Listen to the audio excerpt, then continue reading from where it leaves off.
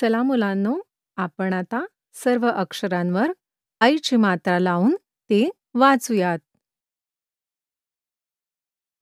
कै, खै, गै, घै, चै, छै, जै, झै, टै, ठै, दै, ढै, नै, तै, थै, दै, धै, नै, पै, फै, बै, भै, मै, यै, रै, लै, वै, शै, शै, सै,